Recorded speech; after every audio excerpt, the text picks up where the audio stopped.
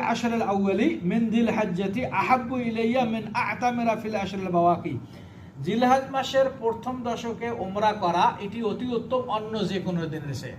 তাহলে আপনি একটা কাজ কি করবেন, তাহলে রোজাও থাকবেন, উমরাও কি করার সুযোগ পেলে আপনি কি করবেন, উমরা আপনি কি করবেন।